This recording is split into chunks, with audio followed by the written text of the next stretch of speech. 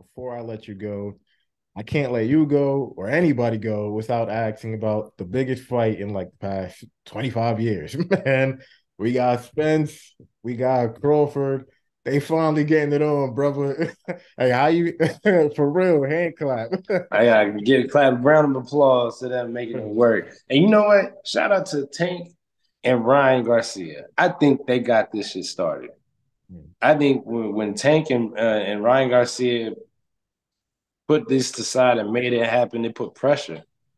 Started putting pressure on Spence and Crawford, in my opinion. Yeah. Um, and so shout out to Tank and Ryan for setting that trend of letting the best fight the best. And now the fans get to win, and the fighters get to win too because they get a legit legacy, not one that's tainted.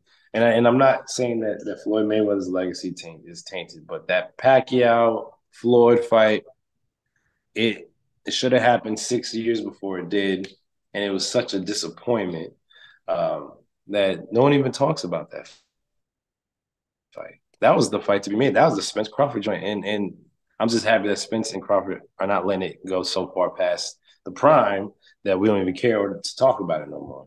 For sure. But come on now, I can't let you off the hook. You gotta break it down. I need you to break it down and choose a side. It's tough, man. It's tough.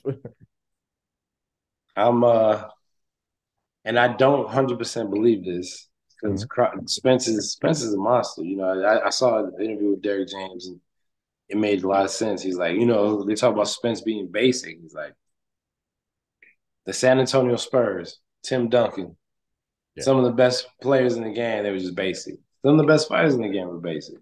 yeah. I picked Crawford. I got Crawford as winning because there's just a lot of aspects to his game. He does get hit a lot in the beginning, but and if he could take it, I think he's gonna break Spence down. He's gonna figure him out and take him down. If he can't take it, it's over. It's a wrap. It's gonna be early night. You think Crawford can end up stopping him? No. Nah, I don't think. I mean, have you ever seen Spence hurt before? I seen him buckled. I seen him buckled every now and then. Well, who buckles Spence?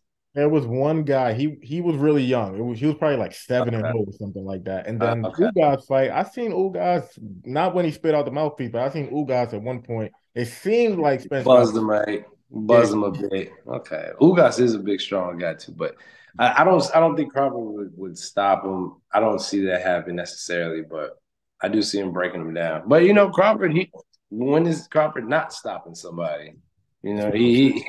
So it's a great fight. It's really a flip of a coin for me, to be honest. It's 50-50. I'm not sold on the Crawford prediction.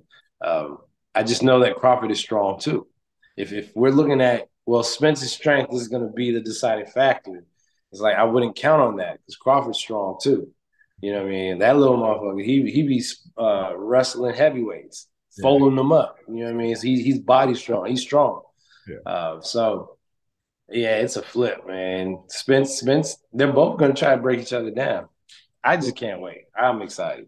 If Crawford does, end up winning that fight, he did say that, he wants to go to 154 and, take them belts off for Jermall. Yeah. You think he can do that? You think he's big enough, good enough to do that? Look. If he does do that to Spence, Yeah.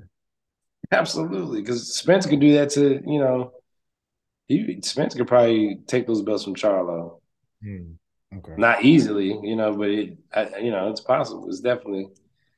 Spence is a big 47 too. Gotcha. Look, man, really appreciate you taking the time to jump on with me. This was a dope conversation. We No, my definitely pleasure, got to do man. it again, man. Thank you, brother. I appreciate you. Thank you. Have a good one, bro.